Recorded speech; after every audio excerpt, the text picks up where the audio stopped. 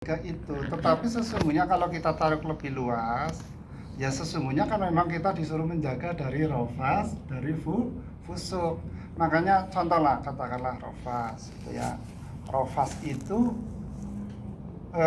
jorok itu ya. Nah, kalau kita bahasakan lebih luas itu ada dua. Satu, ketika itu hal yang tidak dengan pasangan kita yang sah, artinya kita di luar haji ya, kita mencoba untuk meluaskan pemahaman, pemikiran bahwa itu berdosa.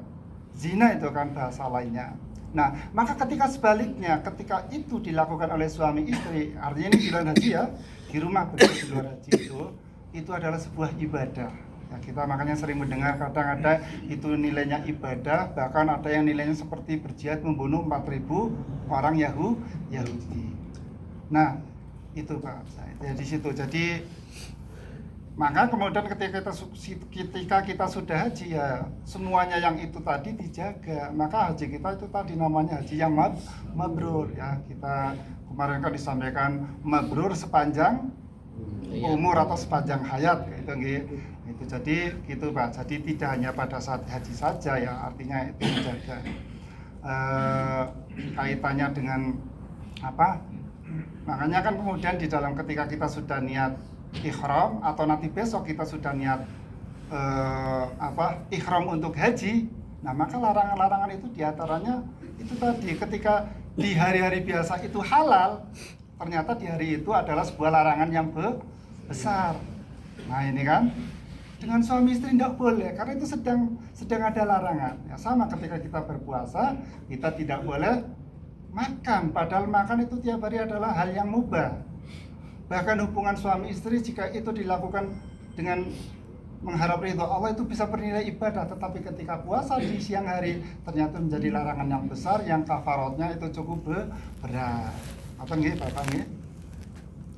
Perbedaan rofas dan fusuk itu kan kadang-kadang sulit ya. Kalau jidal kan seperti debat kita tahu ya, tapi kalau rofas dan fusuk kadang-kadang kita agak sulit membedakan. Kalau rofas itu ya insya Allah dari segi bahasanya itu tadi ya sifatnya jorok lenja, hal-hal yang menjurus kepada ujung akhirnya adalah hubungan suami istri ya. Nah kemudian kalau fusuk itu makna juga ada kata fasik. Orang yang fusuk adalah fasik. Jadi fusuk itu lebih banyak kepada orang yang perbuatan melanggar. Jadi melanggar. Jadi beda ketika kita berbuat dosa tapi kita ikhilaf. Itu ketika ada orang berbuat dosa itu sengaja, maka orang itu namanya fasik. Nah itulah di situ fusuk ya. Jadi perbuatan yang sudah itu jelas dilanggar walaupun itu kecil tapi kita melaksanakan, maka itu harus kita hindari ya. Harus kita hindari. Contoh Bapak Ibu yang sederhana, ketika kita sholat ya di rumah mungkin ya, kalau kita nemu benda sesuatu kita ambil berusaha untuk menyelam, tapi kalau di sini ya mending jangan mending jangan. Kalau memang tidak tahu itu punya siapa, lebih baik udah biarkan saja. Itu berarti kita apa? Meninggalkan larangan yang kecil. Jadi kita berusaha untuk tidak fusuk ya. Karena kalau kita nanti dibiarkan, apalagi nyuwun sewu sampai misalnya walaupun secara kecilnya itu ya mengambil itu ya, misalnya di pasar apa terus kita ngambil, nah itu berarti jelas itu adalah perbuatan fusuk yang nyata yang dicontohkan dalam ayat itu.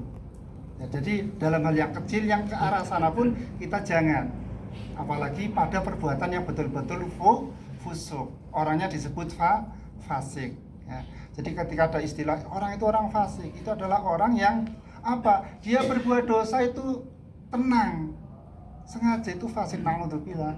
Jadi orang yang seperti ini kalau tidak bertobat kepada Allah ya maka ujung-ujungnya nanti sama juga, dia ingkar kepada Allah Subhanahu wa Ta'ala. Tapi mudah-mudahan Bapak-bapak ketika kita melakukan sesuatu itu jangan yang jelek, jangan kita menyengaja ya. Jadi mudah-mudahan dosa kita, maksiat kita yang kita lakukan itu murni karena kehilafan kita atau kelemahan kita, sehingga mudah-mudahan kita terhindar dari orang yang disebut dengan fasik.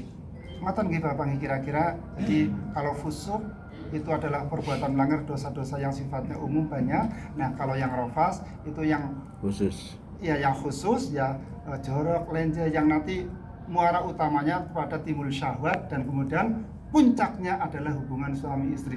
Itu pun hubungan suami istri untuk yang jemaah haji tidak boleh, apalagi nyuwun sewu misalnya bukan suami istri, tentunya logikanya kita dosanya semakin berlipat. Dengan istri saja tidak boleh, apalagi dengan orang lain yang bukan pasangannya. Ngaten nggih Bapak Ibu insyaallah. Wallahu a'lam bishawab.